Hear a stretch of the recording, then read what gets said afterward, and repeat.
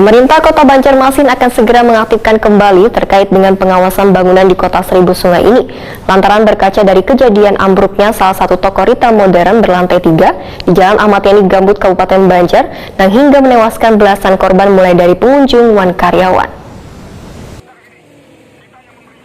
Pemerintah Kota Banjarmasin akan segera mengaktifkan kembali pengawasan bangunan di Kota Seribu Sungai ini lantaran berkaca dari ambruknya salah satu toko retail modern berlantai 3 di Jalan Ayani Gambut, Kabupaten Banjar, hingga menewaskan belasan korban mulai dari pengunjung wan karyawan. Wali Kota Banjarmasin Ibnu Sina Wetakuni Prima TV Baisukan Selasa 19 April 2022 menyatakan sesegeranya mengaktifkan kembali pengawasan bangunan di Banjarmasin. Dinas PUPR Banjarmasin pun sudah merumuskan peraturan mengenai pengawasan pembangunan gedung di bidang pengawasan bangunan yang sebelumnya dinasnya telah dihilangkan. Dibentuknya kembali peraturan pengawasan pembangunan gedung ini, ujar Ibnu Sina, sebagai langkah penting untuk memastikan keberadaan bangunan layak atau kadanya. Semestinya dalam membangun bangunan, menurut Ibnu Sina diwajibkan adanya penerapan pengawasan pembangunan gedung, pengawasan jalan wan harus memiliki sertifikat layak fungsi. Sementara bangunan di Banjarmasin yang sudah memiliki sertifikat layak fungsi atau kelayakan gedung hanya ada dua, yaitu kantor perizinan wan rumah dinas wali kota yang akan dibangun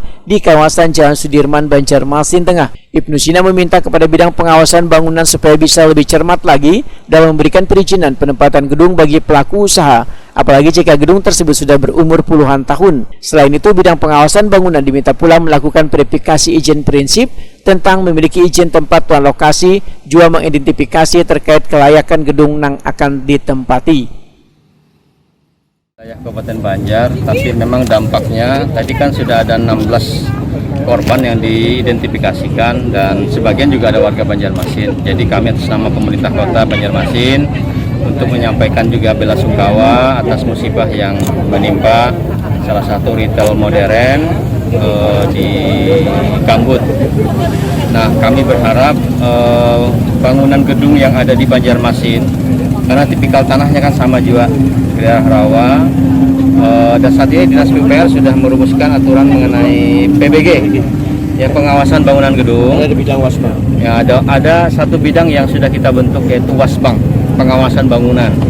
Ini dulu sebetulnya turunan dari Dinas Tarung Tabang, tata ruang tata bangunan, yang dulu sempat hilang, dan saat ini kita hidupkan lagi jadi satu bidang khusus terkait dengan pengawasan bangunan, karena penting untuk memastikan bahwa bangunan itu layak fungsi. Seharusnya dalam membangun di Banjarmasin itu kita mewajibkan, bukan kalau dulu IMB ya, sekarang dirubah jadi PBG, kemudian dari pengawasan jalan, dan juga harus memiliki SLF namanya, sertifikat layak fungsi.